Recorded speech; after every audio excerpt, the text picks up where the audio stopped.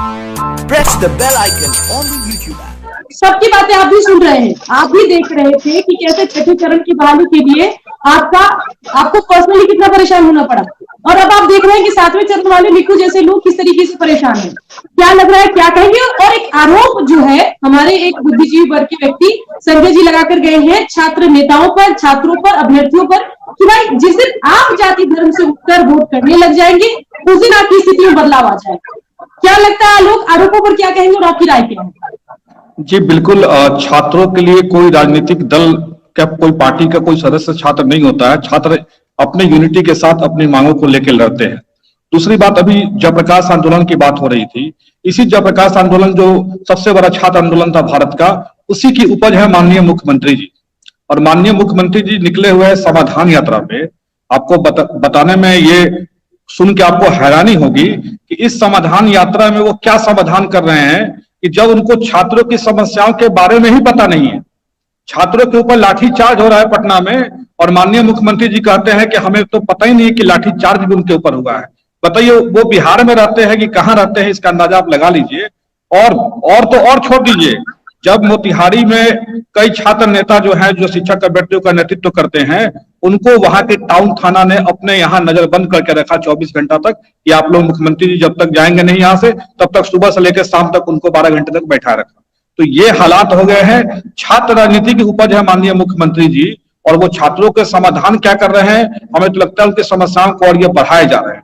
जहां तक बात उप मुख्यमंत्री तेजस्वी जी की हम करें तो इनसे बहुत सारी उम्मीदें थी और बहुत सारी उम्मीदों के साथ हम लोगों ने और तमाम छात्रों ने इनकी तरफ उम्मीदों से देखा था और इनको वोट करा था। लेकिन अभी तक जो 10 लाख नौकरियों का वायदा था, मुझे लगता है कि अभी तक 1 लाख नौकरी भी सरकार के द्वारा वैकेंसी का एक भी एडवर्टाइजमेंट नहीं किया गया। बिहार में जो राजनीति हो गई है, छात्रों को पॉलिटिकल गेंद बना दिया गया है। एक पाली से दूसरे पाली में फेंका जाता है। जब आरजेडी के पास जाइएगा तो कहेंगे कि 16 करोड़ वालों से रोजगार मांगिए, और जब बीजेपी से कहिएगा तो वो कहेंगे कि 10 लाख वालों से रोजगार मांगिए। यानी ओवरऑल देखा जाए तो हम छात्रों के लिए स्थिति पॉलिटिकल गेंद के रूप में हो गई है, जिसे बीजेपी उस पाले में फेंकती है, आरजेडी उनके पाले में फेंकती है, और हम छात्रों की स्थिति में कोई सुधार देखने को नहीं मिल रहा है। और मुझे लगता है कि कहीं ना कहीं इन लोगों को भी ये लगता है ये चीज कि आखिर ये छात्र जाएंगे कहाँ। आज अगर हम विपक्ष में हैं तो कल होके ये हमको वोट करके हमारी सरकार बनाएंगे।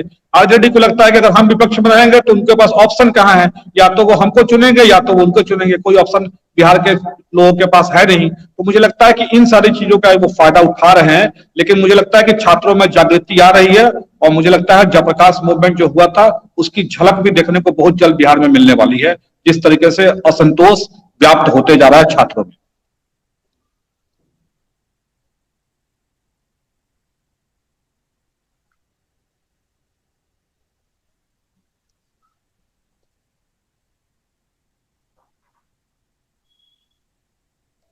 शिक्षा मंत्री जी ट्वीट करते हैं कि 7वें चरण के नियमावली हम बना रहे हैं, और अभी देखिए 2 महीने से ज्यादा हो गए हैं उनको ट्वीट किए हुए।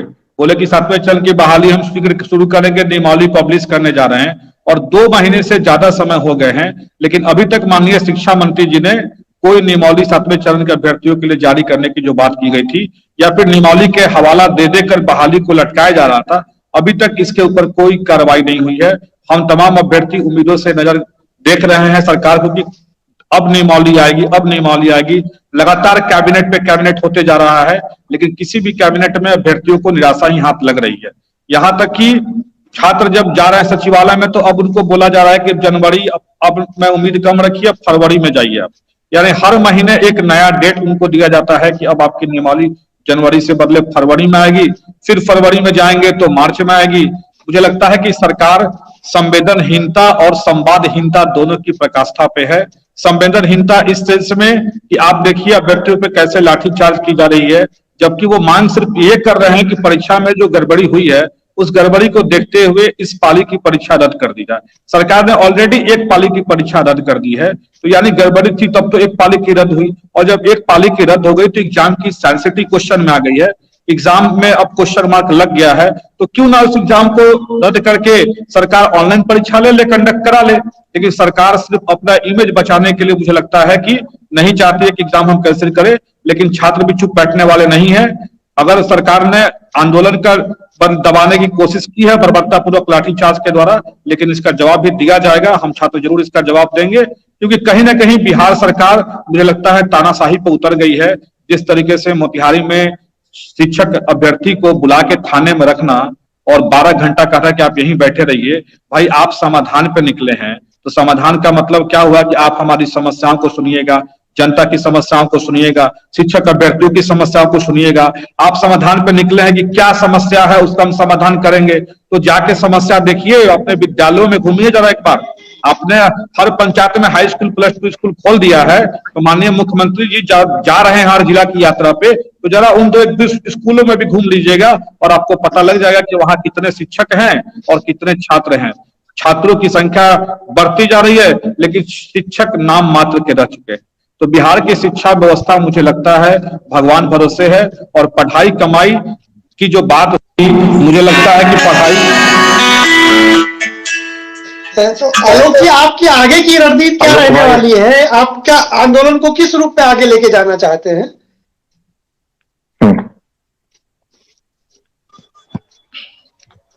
देखिए सर, अभी हम लोग देख रहे हैं कि 7वें चरण की बात कही गई थी शिक्षा मंत्री जी के द्वारा कि 15 जनवरी के आसपास जब पत्रकारों ने उनसे पूछा था कि कब तक आएगा विज्ञापन या नियमावली, उन्होंने कहा था कि जो नियमावली हम बना रहे हैं 15 जनवरी के आसपास वो देने की बात कहे थे। तो अभी हम लोग इंतजार कर रहे हैं कि थोड़ा 15 जनवरी भी देख लेते हैं हम लोग, लेकिन देखना क्या है, हम लोग को उम्मीद है कि ये 15 जनवरी भी कुछ होने वाला नहीं है, क्योंकि अधिकारियों के द्वारा जब छात्र जा रहे हैं तो वहां पे यही बोला जा रहा है कि अब जनवरी में नियमावली की उम्मीद मत रखिए, फरवरी में सोचिए। यानी ये जनवरी फरवरी होते रह जाएगा और सरकार जो है हम लोग को जनवरी फरवरी और नियमावली के नाम पे टालते रह जाएगी। तो एक व्यापक आंदोलन से तैयारी हो रही है। आलोक भाई, सबसे बड़ी चीज यह है कि बिहार सरकार के पास यदि अच्छी तरीके से परीक्षा ली जाती है, 100 में से 1-2 अच्छा से ले लिया भी जाता है, उसको परिणाम आने के बाद 3 साल 4 साल यज्ञ कराया जाता है बीरबल का खिचड़ी के जैसा जी, कि बीरबल का खिचड़ी पकने में तो समय लगेगा।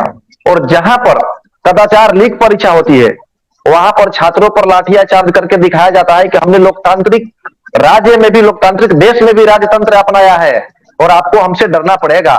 लेकिन आप इस बात को नहीं जानते हैं कि हम लोग छात्र हैं और छात्र किसी से डरते नहीं। बहुत जल्द ही बिहार के जितने भी छात्र संगठन के लीडर हैं, बात करके एक साथ सड़क पर उतर आ जाएगा। क्या शिक्षक अभ्यर्थी, क्या बीपीएससी, क्या एसएससी, क्या जेडी, सभी को समस्याओं का निजात के लिए कैलेंडर जारी करके सड़क पर उतरा जाएगा और सभी लोगों को बताया जाएगा। मैं खुद बिहार प्राथमिक युवक शिक्षक संघ का उपाध्यक्ष चलाता हूं, दीपांकर गौरव भाई है, आलोक जी भी है, ये हमारे बड़े भाई एक और जुड़े हुए हैं। सभी मिलकर के एक संगठन के हर एक छोटे बड़े जितने भी नेता हैं, सबसे मिलकर के सड़क पर एक उतरने का रास्ता अपनाया जाएगा और कैलेंडर जारी करवाया जाएगा कि जीडी कब, एसएससी कब और 7वीं चरण कब। अब सारी समस्याओं का निजात दिलाने का हम लोग भूमिका में अब अदा करेंगे। दूसरी चीज देख लीजिए, जो बार बार बोला जाता है कि छात्रों पर लाठियां कब चलाई जाती है, लॉ एंड ऑर्डर के मतलब, तो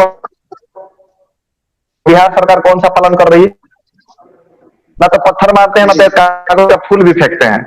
साथ ही साथ जब लाठियां चार्ज भी होती है तो हम लोग अपने बचाव में भागते हैं। क्या जवाब में हम लोगों का मोड़ करके पत्थर चलाने नहीं आता? लेकिन नहीं, इसके साथ बिहार सरकार के पास एक कम से कम हमको लग रहा है कि 50% शिक्षक अभ्यर्थियों का रिक्ति पड़ी हुई है, 50%। और कोर्ट का ऑर्डर यह है, एक वंशीधर जी का मतलब कोई केस है जिसमें दिया गया था कि अगर बिहार सरकार के पास 10% से ज्यादा रिक्ति रह जाती है तो उनको मतलब उस अभाव में जितना जल्द से जल्द नियोजन कराई जानी चाहिए। तो क्या हमारे यहाँ 50% सीट है, किसके लिए रखा गया है? क्या 10% और 50% में अंतर नहीं होता है? बिल्कुल सही बात है, मैं इस बात को मानता हूं। लेकिन आलोक जी, आपसे एक प्रश्न और है कि जैसे आप भारतीय जनता पार्टी विपक्ष में है, तो आप भारतीय जनता पार्टी से क्या उम्मीद रखते हो? आपकी अब देखिए, वो सत्ता में थी, उसने नहीं किया तो अलग बात है, लेकिन आपको एक शायद राजनीतिक समर्थन की आवश्यकता पड़े, तो भारतीय जनता पार्टी से आप किस समर्थन की और कैसे समर्थन की उम्मीद करते हैं? देखिए, अब तो आगामी सत्र में ही कुछ कर सकती है बीजेपी, क्योंकि आगामी सत्र में बजट सत्र जो प्रस्तावित है, मुझे उम्मीद है कि पिछली बार उन्होंने कहा था कि हम सत्र नहीं चलने देंगे जब तक छात्रों के लिए विज्ञापन नहीं आएगा। तो समझिए कि अब तो 1-2 महीने बाद जो है फरवरी में सत्र चलेगी, तो मुझे देखना है कि उस समय इनका क्या स्टैंड होता है। और हम उम्मीद करेंगे कि बीजेपी इस बार निश्चित रूप से विधानसभा सत्र को चलने नहीं देगी, बजट सत्र को, क्योंकि जब तक शिक्षक अभ्यर्थियों के लिए विज्ञापन 7वें चरण का नहीं आता है तब तक उम्मीद है कि बीजेपी इन चीजों को लेगी। और रही बात लॉ एंड ऑर्डर कानून की बात अभी कर रहे थे मिक्कू भाई, हमारे एक केस का जिक्र उन्होंने किया है। मैं बताना चाहूंगा, शिक्षा का अधिकार 2009 में जब अधिनियम बना था, उसमें सेक्शन 25-26 में छात्र शिक्षक अनुपात और शिक्षकों की रिक्ति के संदर्भ में केंद्र सरकार ने कानून बनाया था। और उस कानून में स्पष्ट रूप से वर्णित है कि जितने भी प्राइमरी स्कूल्स हैं क्लास 1 से लेकर 8 तक, वहां पे 10% से ज्यादा सीटें खाली नहीं रह सकती है। और छात्र शिक्षक जो अनुपात होगा वो क्लास 1 से 5 में 30 बच्चों पे एक शिक्षक और 6 to 8 में 35 बच्चों पे एक शिक्षक होना चाहिए। और ये केंद्र सरकार के बनाए गए कानून है ऑलरेडी। मेरा प्रश्न ये नहीं था, मेरा प्रश्न आलोक जी ये था कि आप राजनीतिक समर्थन लिए बिना ही आंदोलन चलाएंगे या भारतीय जनता पार्टी विपक्ष में उससे कुछ समर्थन लेंगे? मेरा प्रश्न ये था। नहीं, हम लोग राजनीतिक समर्थन तो नहीं ही लेंगे, हम लोग अपना आंदोलन जैसे करते हैं वैसे करेंगे। और राजनीतिक दल अपने स्तर से जहां वो कर सकते हैं विधानसभा सत्र में करें या आके हमको समर्थन दे, वो अलग चीजें हैं, लेकिन उनके समर्थन से हम लोग ऐसा कुछ नहीं करेंगे, क्योंकि छात्र लोग किसी राजनीतिक पॉलिटिकल पार्टी से अटैच होने की जरूरत नहीं है। जी, और कुछ कहना चाहूंगा कि हम लोग अपने फ्रंट पर कोई नेता लोगों का साथ नहीं चाहेंगे, हमारे साथ नेता लोग नहीं आए, तो हमारा भी मानना वही था। हमारी जो सहानुभूति को दिखाया जाता है घड़ियाली आंसू के द्वारा, वो आप अलग आंदोलन कर सकते हैं ना हमारी मांगों को लेकर के, इतना तो कर ही सकते हैं। आप पर तो लाठियां भी नहीं बरसाई जाएगी, क्योंकि आप बड़े राजघराने से हैं, आप जनता के चुने हुए प्रतिनिधि भी हैं, आप पर तो लाठियां नहीं बरसाई जाएगी। और आप तो कोई लॉ एंड ऑर्डर का खिलाफ भी काम नहीं कर रहे हैं। मैं टोकूंगा आपको, जब वो इस तरह की आप मांग करेंगे, वो कहीं पर भी बिहार में आंदोलन करें, फिर वो आंदोलन दोनों मिक्स हो जाएंगे। तो मेरी तो सलाह आपकी यही है कि किसी भी आंदोलन को, जैसे किसान आंदोलन हुआ था महाराष्ट्र में, नासिक से किसान चले थे मुंबई के लिए पैदल यात्रा पे, तो बहुत सारे राजनीतिक दल उनके बीच में आने की कोशिश किया, लेकिन बीजेपी की सरकार थी, फडणवीस मुख्यमंत्री थे, उन्होंने मना कर दिया था किसी भी राजनीतिक दल को अपने साथ शामिल होने के लिए। उन्होंने कहा कि अगर आप शामिल होते हैं तो जहां मेरी बात मानी जा रही होगी वहां भी नहीं मानी जाएगी। तो मुझे लगता है, ये मेरी व्यक्तिगत सलाह है कि अपने इस शैक्षणिक आंदोलन को गैर राजनीतिक रहने दीजिए। अगर वो कहीं पर भी अलग से भी धरना प्रदर्शन करते हैं भारतीय जनता पार्टी, तो सरकार के लिए आपके पूरे आंदोलन को दबाना बहुत आसान हो जाए। जी सुकन्या जी। बिल्कुल आलोक, इसके अलावा अन्ना आंदोलन में भी हमने देखा था कि किस तरीके से उस आंदोलन ने पूरी तरीके से पॉलिटिकल पार्टी का बाइकॉट किया था। उमा भारती भी वहां पर मंच पर चढ़कर कुछ कहना चाह रही थी, तो उनके खिलाफ भी खूब नारेबाजी हुई। और इसके अलावा आदित्य ठाकरे भी पहुंचे थे वहां पर, लेकिन सिर्फ नीचे जहां आम लोग बैठे थे वहीं बैठकर उन्होंने अपनी मौन सहमति दी और वहां से निकल गए। तो कहीं ना कहीं आंदोलन नॉन पॉलिटिकल हो तो उससे उसका प्रभाव ज्यादा दिखाई देता है। लेकिन आलोक जी, इसके अलावा एक और बात ये है, अगर इन छात्रों की हम बात करें, ये छात्र तो है, नौकरी की तलाश में तो है, लेकिन इसके अलावा ये एक वोट बैंक भी है। अगर सिर्फ हम ये बीएसएससी पेपर लीक वाले मुद्दे की बात करें तो उसमें 9 लाख के आसपास छात्रों ने परीक्षा दिया था। ये 9 लाख एक वोट बैंक है। अगर आप उनके लिए काम करेंगे, उनके पक्ष में बातचीत करेंगे, तो ये वोट बैंक आपके खाते में जाएगा। ये भी पॉलिटिकल पार्टी को समझना होगा। बिहार जो है युवाओं का राज्य है, सबसे बड़ी संख्या यहाँ पर युवाओं की है। क्या कहेंगे आलोक जी? सुकन्या जी, 9 लाख तो संख्या दिखाई दे रही प्रत्यक्ष, हर परिवार से एक बच्चा, तो 9 लाख परिवार है, यानी कम से कम 40 लाख तो एक ही नौकरी में, 36-40 लाख लोग एक प्रभावित हो रहे हैं। और 36-40 लाख लोग क्या एक एक परिवार को प्रभावित नहीं कर सकता? यानी एक परिवार में अगर 4 लोग हैं, वो निकल जाएंगे भैया ये हमारे साथ गड़बड़ हुआ, तो क्या वो 2-2, 4-4, 6-6 लोगों को भी तो अपनी तरफ अपनी बात नहीं मनवा सकते। यानी ये बहुत बड़ा वोट बैंक का मुद्दा बन सकता है अगर ये लोग, हमारे जो विद्यार्थी हैं, ये ऑर्गेनाइज रहे। बन सकता है और बना भी है। 2020 के विधानसभा चुनाव में तेजस्वी अगर बड़ी सफलता हासिल करने में कामयाब रहे तो उसके पीछे पहली कलम से 10 लाख नौकरी का जुमला ही मैं कहूंगी वो रहा। और बीजेपी को सफलता इसलिए मिली क्योंकि बीजेपी ने 20 लाख रोजगार की बात कर दी, इसलिए एनडीए सरकार आगे चलकर बन गई। और अब तेजस्वी की सरकार जब आई है तो लोगों को उम्मीदें ज्यादा है तेजस्वी से। आलोक जी, बात पूरी कीजिए अपनी। जी, तो बिल्कुल सही बात है, लेकिन अब समस्या ये है कि जब हांडी ही अपना भोजन खाने लगे तो किसको दोष दिया जाए? बिहार का नेता ही अगर बिहार के बच्चों के साथ ना हो तो किसको दोष दें हम? आप सोचिए, हांडी में चावल हम क्यों बनाते हैं? पकाने के लिए, और हांडी ही खा जाए चावल को। तो नीतीश कुमार तो उस तरह, सॉरी तेजस्वी तो उस हांडी की तरह है कि वो स्वयं चावल खा जाती है, दूसरे को क्या देंगे वो। तो तेजस्वी यादव को बहुत इसमें काम करना पड़ेगा, धीरे धीरे ही सही, लेकिन तेजस्वी यादव के खिलाफ वो ये नहीं कह सकती, जैसे बीजेपी नहीं कह सकती कि हम 17 साल में 14 साल सत्ता में रहे लेकिन हम तो बड़े इनोसेंट हैं। अब तेजस्वी इस समय डिप्टी सीएम है। अब वो कहते हैं हम बड़े इनोसेंट है, क्या करें साहब, सीएम तो हम थे नहीं। मैंने दिल्ली के चुनाव में कहा था, जब अरविंद केजरीवाल बने एमसीडी में जीती थी आपके प्लेटफॉर्म में दिल्ली तक में, मैंने कहा था कि अरविंद केजरीवाल अब ये ना कह दें कि हमें पहले प्रधानमंत्री बनाओ तब हम दिल्ली ठीक करेंगे, क्योंकि पहले वो मुख्यमंत्री बने तो बोले यार एमसीडी में नहीं तो नहीं ठीक कर पाए, अब बोले एमसीडी में आगे बोले प्रधानमंत्री बनाओ तो नहीं ठीक कर पाए। तो देश का नेता एक नया मुद्दा हर बार ले आता है, देश की जनता बार बार ठगी जाती है। और बिहार के नेता भी देश के नेताओं से बाहर थोड़ी ना है। हाँ, बिहार के नेता जरूरत से ज्यादा वादा खिलाफी करते हैं और बिहार की जनता उन्हें मैं तो ये भी नहीं कह सकता, क्योंकि आपने जो बात कही है कि रोजगार के मैटर पर वोट हुआ और दोनों को लाभ मिला, तो जनता रोजगार के मैटर पर वोट दे रही है, फिर भी आप अगर रोजगार नहीं दे रहे हैं तो फिर जनता की गलती भी बहुत ज्यादा कम है। सुकन्या, आप समझो कि अगर आपकी बात बिल्कुल लॉजिकल है, नीति तेजस्वी बने नौकरी के आधार पर, बीजेपी को वोट मिला रोजगार के आधार पर, और दोनों लोग अगर वादा खिलाफी करें तो बताइए फिर जनता किसके पास और जाए। जनता के पास फिर एक ही रास्ता बचता है, वो है जेपी की तरह जन आंदोलन करना, नेताओं को डराना आंदोलन के माध्यम से। बिल्कुल बिल्कुल, लेकिन आलोक जी ये बताइए कि क्या अब जब 2025 में या 24 में ये महागठबंधन का जो फॉर्मेट है, जो स्वरूप है, इस स्वरूप के साथ अगर महागठबंधन चुनावी मैदान में उतरता है, खासतौर पर तेजस्वी यादव, तो अगर वो इस तरीके की कोई बात करेंगे तो क्या जनता उस पर भरोसा करेगी?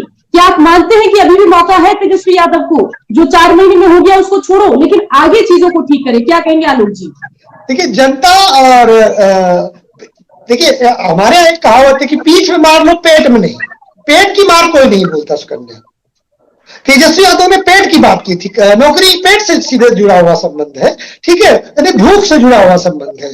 तो अगर आप कुछ नहीं करते हैं, आपने जो कहा, और सत्ता में आ गए और दोबारा जाएंगे, तो नेता तेजस्वी यादव बहुत या भारतीय नेता बहुत चालू है पॉलिटिशियन, अब वो नौकरी की बातें नहीं करेंगे, अब वो कोई नया मुद्दा लेकर के आए। क्योंकि अगर नौकरी की बात करते हैं तो तेजस्वी को रिपल्सन झेलना पड़ेगा, तेजस्वी को नुकसान होगा। तो वो जैसे आप देखोगे दिल्ली में अरविंद केजरीवाल मुसलमानों की बात करेंगे, गुजरात जाएंगे तो बड़ा 70 लाख लगा के और माला पहन लेंगे। तो नेता मुद्दों को डाइवर्ट करना बहुत अच्छी तरह जानता है। हम लोग सोचेंगे तेजस्वी यादव इस मुद्दे पर चुनाव जाएंगे, हो सकता है कोई दूसरा मुद्दा लेकर के आ जाएंगे, चुनाव पे चले जाएंगे और जनता उन मुद्दों की तरफ आकर्षित हो जाएगी और ये मुद्दा पीछे चला जाएगा। लेकिन अगर ये तो छात्र आंदोलन है, ये गति पकड़े रहा, ये थोड़ा थोड़ा ही सही अगर ये परिचर्चा में बना रहा लंबे समय तक, तो फिर तेजस्वी के लिए किसी भी तरह से वोट मांगना मुश्किल हो जाएगा। तेजस्वी तब ये सोच कुछ दिन में शांत हो जाएगा, फिर हम कोई नया मुद्दा लाएंगे। तेजस्वी नौकरी के मुद्दे पर चुनाव में नहीं जाएंगे दोबारा। तो मैंने देख लीजिएगा, वो नौकरी के मुद्दे को अब नहीं छुएंगे, क्योंकि छू के सत्ता में आ चुके हैं। अब वो मुद्दा उनके लिए निगलेक्टेड हो गया, रिजेक्टेड हो गया, उसका उपयोग कर लिया उन्होंने। काट की हांडी थी, एक बार चढ़ा ली, अब वो कहते काट की हांडी बार बार नहीं चढ़ती। बिल्कुल सही बात, नेता नई हांडी ले आता है, तो जब नेता नई हांडी ले आएगा वो नई हांडी चढ़ाएगा, और नौकरी वाली हांडी सुकन्या नहीं चढ़ाएगा। और तेजस्वी चढ़ाएंगे तो मैं मानूंगा कि उनकी राजनीतिक समझ बहुत कमजोर है। 10 लाख नौकरी वो वैसे भी नहीं दे सकते, तो उन्हें पता था ये बात, लेकिन उन्होंने कहा इसलिए कि इससे उन्हें मत मिल सकता है। बिल्कुल। आलोक पांडे जी, एक और सवाल आपसे कि जब नीतीश कुमार की चल रही है यहाँ पर यात्रा, समाधान यात्रा है, उसमें जब पूछा जाता है कि छात्रों के ऊपर लाठीचार्ज हुई, कहते कौन सी लाठीचार्ज, कैसे लाठीचार्ज, जब ये सुनते तो आपको कैसा लगता है? क्या प्रदेश के मुख्यमंत्री के मुंह से ऐसी बातें शोभा देती है? क्या कहेंगे? नहीं, मुझे तो बड़ा दुख होता है कि ये वही नेता है जो जनता जनार्दन कहते हैं, जनता ही मालिक कहते हैं, जनता के लिए सब करते हैं। ये लोग तो सांस भी लेते तो ऐसा लगता है जनता के लिए सांस ले रहे हैं। लेकिन मैं आपके प्रोग्राम में, आपके चैनल में कह चुका हूं कि जब नेता ऐसे ब्रीथ करता है तो भी सोचता वोट कितना मिलेगा इस सांस लेने से। लेकिन जनता को ये केवल वोट समझते हैं, पता नहीं क्यों हम नेताओं को सही नहीं कर पाते हैं। हम नेताओं को कैसे रास्ते में लाएं, मैं कभी तो खुद सोचता हूँ कि सामूहिक रूप से तब हम 1 व्यक्ति, 2 व्यक्ति, 10,000, 50,000, 1 लाख लोग कुछ भी सोच ले, लेकिन जब वोट होता है, वोट में हम कैसे जनता ओवरऑल इनको सबक सिखाए कि ये विकास के लिए बात ना करे, काम करे। ये लोगों के ऊपर जब कौन सी लाठी या इतनी लाठी पड़ जाती तो क्या फर्क पड़ता है? कोई आरजेडी या जेडीयू के नेता का हम बयान सुन रहे थे कि लाठी चल के तो क्या हुआ, क्या फर्क पड़ गया, क्या पहली बार लाठी चढ़ी है? तो मतलब पहले भी बुरा होता रहा तो आप आगे भी बुरा करेंगे। मैं कई बार आपके प्लेटफॉर्म में कह चुका हूं कि इस आधार पर तो कोई रिफॉर्म हो ही नहीं सकता। पहले छुआछूत थी तो क्या आगे भी चलती रहे, पहले सती प्रथा था तो क्या आगे भी चलता रहे, पहले जातिवाद था तो आगे भी चलता रहे, पहले गरीबी थी तो आगे भी चलता रहे, पहले भ्रष्टाचार था तो आगे भी चलता रहे, पहले लाठियां चलती थी तो आगे भी चलती रहे। ये कोई बात थोड़ी ना होती है कि जो पहले हुआ है आगे भी होता रहे। इसका मतलब है नेता लोग जो है इस आंदोलन को ये मानते हैं कि समय के साथ एक काल में गौलित हो जाएगा, कालातीत हो जाएगा, इसका फर्क नहीं पड़ेगा। अभी तक तो मैं यही मिस कर, जब सरकार के माथे में चिंता की लकीरें आने लगे तब मानिए कि उस आंदोलन में ऐसी शक्ति आ गई है कि अब वो वज्र के समान हो गया है। अभी ये बनता हुआ आंदोलन है। अभी मुझे नहीं लगता कि सरकार इस आंदोलन से चिंतित है। उसे लगता है कि समय के साथ वो आंदोलन को दबा लेगी, आंदोलन खत्म हो जाएगा और लोग भूल जाएंगे। जी श्रीवास्तव भी हमारे साथ बने हुए हैं, बरकरार है। आलोक, फाइनल कमेंट आपका क्या कुछ है पूरे मामले पर, और जो बातें आपने सुनी उससे आपको क्या लग रहा है कि आगामी भविष्य में स्थिति कुछ बदलने वाली है, या यही मानकर चल रहे कि अभी लाठी डंडे खा रहे हैं, आगे भी खाना पड़ सकता है? देखिए, एक चीज तो तय है कि अगर फ्यूचर में जिस तरीके से वायदे माननीय मुख्यमंत्री जी ने किए हैं, अगर वो उस वायदों पे खड़ा नहीं उतरते हैं तो उनके लिए 2024 और 2025 में मुश्किलें काफी बढ़ने वाली। हाँ, उम्मीदें हैं, अभी भी हम लोग उम्मीद कर रहे हैं। 4 महीना हुआ है, 4 महीना में तो अभी तक कुछ नहीं हो पाया जो हम लोग एक्सपेक्ट कर रहे थे, लेकिन अभी भी हमें उम्मीदें हैं कि आगे कुछ बेहतर होगा। और अगर बेहतर नहीं होगा इनकेस, तो उसके लिए भी हम लोग सबक सिखाने के लिए तैयार हैं। लेकिन उम्मीदें हैं, क्योंकि अभी हाल ही के कैबिनेट में 75,000 सीटें सैंक्शन हुई हैं बिहार पुलिस को लेके, तो कुछ उम्मीदें तो हम लोग की बनी हुई है। लेकिन जब तक ये उम्मीद पूरा ना हो जाए, क्योंकि अभी तक सिर्फ ये कहा जा रहा है कि बहालियां होगी होगी होगी, लेकिन ये कब होगी ये नहीं कहा जा रहा है।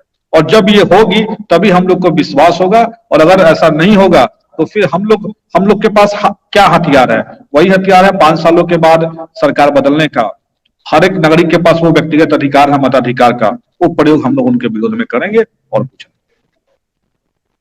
बिल्कुल बिल्कुल। इसके अलावा आलोक पांडे जी, आपसे फाइनल सवाल ये कि क्या लग रहा है आपको, एक बैगेज है, सत्ता विरोधी लहर ट्रेवल कर रही है फिलहाल नीतीश कुमार के साथ, अगर 2-3 साल में कोई बड़ा परिवर्तन बिहार की जनता को वर्तमान महागठबंधन सरकार में नहीं दिखा, तो आपको लगता है कि वो जो सत्ता विरोधी लहर है, वो जो नीतीश का जो इतिहास का बैगेज है, वो क्या तेजस्वी के कंधे पे चढ़ जाएगा? लगता है आपको दिक्कत होगी तेजस्वी को? देखिए, कोई भी चीज हमेशा कंप्लीट मिलती है। नीतीश कुमार की वजह से सत्ता मिली तेजस्वी को, तो नीतीश कुमार की कमियों को भी उन्हीं को ढूंढना पड़ेगा। जैसे भारतीय जनता पार्टी अभी सत्ता से अलग है, लेकिन नीतीश कुमार के साथ थी, तो भारतीय जनता पार्टी के प्रवक्ता वो बहुत ज्यादा डिफेंड नहीं कर पाते हैं। तो जब आप कोई चीज मिलती है, कंप्लीट पैकेज में मिलती है। सत्ता में आप आए, नीतीश कुमार के साथ रहेंगे, सत्ता का मजा लेंगे, लेकिन जो नीतीश कुमार की गलतियां हैं उनको आप ऑन नहीं करेंगे, ऐसा हो ही नहीं सकता। और तेजस्वी तो बिल्कुल नहीं कर सकते, डिप्टी सीएम है। तो तेजस्वी के लिए बड़ा कठिन समय रहने वाला है। अगर वो चीजों को बेहतर नहीं कर पा रहे हैं, तो जो नीतीश कुमार जी की वजह से वो सत्ता में आए, सत्ता का सुख ले रहे हैं, कहीं ऐसा ना हो कि बिहार में अब आरजेडी आने वाले समय में तीसरे चौथे नंबर की पार्टी हो जाए और पहले और दूसरे नंबर का दोनों सीटें मिला के कोई दूसरी पार्टी सत्ता में बड़े रूप में आ जाए। मतलब मैं मानता हूं, मैं कई बार कह चुका हूं कि बिहार 2 पार्टी सिस्टम की तरफ जा रहा है, आरजेडी और बीजेपी। आरजेडी सत्ता में है और उससे अगर नाराजगी है तो इसका फिर स्वाभाविक लाभ किसे मिलेगा? जेडीयू को तो मिलना नहीं है, आरजेडी से नाराजगी है, तो जो स्वाभाविक विपक्ष में फिर वो लाभ उठाएगा। तो तेजस्वी को निश्चित रूप से नुकसान उठाना पड़ सकता है। उन्हें वो उम्मीद है कि वो चिंतित होंगे, इसलिए मीडिया के सामने नहीं आ रहे हैं। उनको 2024 बहुत, क्योंकि अगर चुनाव नजदीक ना होते अगले साल तो ये लोग तो बिल्कुल मौज में होते, लेकिन क्योंकि चुनाव 24 में है अभी, तो इनको जल्दी ही इसका समाधान निकालना पड़ेगा। क्योंकि मुझे लगता है कि जो आंदोलन है वो शांत नहीं होने वाला, क्योंकि आंदोलन का आधार बहुत स्ट्रांग है। आंदोलन में ये नहीं बच्चे कर रहे हैं कि हमें इतने लाख नौकरियां चाहिए, वो तो ये कह रहे हैं कि ईमानदारी से नौकरी कम से कम करो। अभी कितने लाख नौकरियों के लिए आंदोलन होगा तब तो इनके पैर हिल जाएंगे। अभी तो नौकरी ईमानदारी से करा लें, एग्जाम ईमानदारी से करा लें, इसके लिए आंदोलन है। लेकिन सुकन्या याद रखना, जब आंदोलन किसी एक रूप में शुरू होता है उसमें नए नए विचार जुड़ते चले जाते हैं। इसलिए तेजस्वी यादव, नीतीश कुमार के पास समय है कि इस आंदोलन का व्यंग करना, इस आंदोलन का मजाक उड़ाना बंद कर दे, वरना आंदोलन बड़े रूप में उनको सामने दिखाई देगा, फिर उसकी आग ये रोक नहीं पाएंगे। जब इंदिरा गांधी जेपी को नहीं रोक सकती थी, तो नीतीश और तेजस्वी इंदिरा गांधी जैसे कद के नहीं। ये बिहार की धरती है, ये आंदोलन की धरती है, आंदोलन का मजाक जिसने उड़ाया। आप देखिए किसान आंदोलन हुआ था भाजपा सरकार के खिलाफ, लेकिन भाजपा सरकार में 1 साल तक भले वो बैठे रहे, लेकिन भाजपा सरकार ने ना एक भी शायद लाठी नहीं चली, लाठीचार्ज शायद नहीं हुआ मेरे अंदाजे जानकारी में, क्योंकि भारतीय जनता पार्टी को पता है कि लाठीचार्ज करने से आंदोलन में उसकी गति तेज हो जाती है। तो बिहार की पुलिस ने जो लाठीचार्ज किया है, ये आंदोलन की गति को तेज करेगा। आग में पेट्रोल भी नहीं, मैं पेट्रोल डालने का काम कह रहा हूं, ज्वलनशील पदार्थ डाल दिया है लाठीचार्ज। अब इनके लिए संभाले अपने अधिकारियों को, नहीं तो बिहार की सरकार जनता कहेगी कुर्सी छोड़ो, जनता आती है। सुगम बिल्कुल बिल्कुल आलोक जी, इसके अलावा जब नीतीश कुमार ने उड़न खटोला खरीदने का जो फैसला अपने कैबिनेट की बैठक में किया, तो लोगों ने कहा कि कैबिनेट के फैसलों पर तेजस्वी का इफेक्ट दिखाई दे रहा है। लेकिन अब जब नौकरी नहीं मिल रही, लोगों को मुआवजा नहीं मिल रहा, पेपर लीक के बाद परीक्षा रद्द नहीं हो रही, तो लोग कह रहे भाई नीतीश कुमार बैठे वो कुछ करने नहीं दे रहे तेजस्वी को। ये एक दलील दी जाती है आरजेडी वालों की तरफ से और कभी कभी बीजेपी वालों की तरफ से। क्या कहेंगे, ये डबल स्टैंडर्ड है और चरित्र है? बिल्कुल डबल स्टैंडर्ड। अगर लग रहा है कि नीतीश कुमार नहीं करते दे रहे हैं, आप सत्ता से बाहर आ जाइए, छोड़िए सत्ता। ऐसी सत्ता क्या मतलब है जो आपके प्रॉमिस को पूरा न करने दे। प्रॉमिस बड़ा होता है राजनीति में सत्ता से। अगर आप सही देखें, आपने प्रॉमिस किया था ना 10 लाख नौकरियां देंगे, अब आप कहिए कि आप भाई 1 लाख चलो 2 लाख दे दिया, अभी बाकी आगे दे देंगे, जनता पब्लिक मान जाएगी, बच्चा मान जाएगा। लेकिन आपको कि नीतीश कुमार की वजह से, तो जो मैं कह रहा हूं कि बीजेपी वाले कह रहे हैं कि नीतीश कुमार को सब नहीं कर पाए लेकिन हम सत्ता में थे, और एक कमजोर दलील देते हैं। आरजेडी भी कमजोर दलील देगी, नहीं मानेगी पब्लिक। आप सत्ता का बोझ ले रहे हैं, घटोले में घूम रहे हैं, बड़े बड़े बढ़िया मौज कर रहे हैं, मुख्यमंत्री के डिप्टी सीएम का पद लिए हैं कक्षा 9 पास होते हुए। बताइए बिहार की राजनीति में कक्षा 9 पास में डिप्टी सीएम है, और जो पढ़ा लिखा बीटेक और रोड में लाठी खा रहा है। तो ऐसा ना हो कि सारे हमारे जो बिहारी बच्चे हो गए, छोड़ो ये सब बातें और खुद अपना नेतागिरी करते हैं। कम से कम कुछ हो 8-10 हजार रुपए वाले से तो अच्छी व्यवस्था रहेगी। तो इसलिए तेजस्वी यादव उस खोल के पीछे नहीं छुप सकते कि नीतीश यादव उन्हें कुछ करने नहीं देते। ये आंसर उनके लिए नहीं होगा। वो सरकार में है, अगर नीतीश कुमार नहीं करने दे रहे तो सरकार से बाहर, और फिर जनता के पास जाए, कहें देखिए नीतीश जी हमको नहीं करने दे रहे थे, हमने सत्ता में लात मार दिया। और सत्ता में चपके रहोगे और कहोगे कि नहीं साहब नीतीश ने नहीं करने दिया, ये बात कोई भी मूर्ख से मूर्ख व्यक्ति नहीं मानेगा। और बिहार की जनता तो वैसे भी पॉलिटिकली बहुत समझदार है, वो कैसे ही मान जाएगी इनकी बात। चलिए, तो इस चर्चा में फिलहाल इतना ही। इस चर्चा में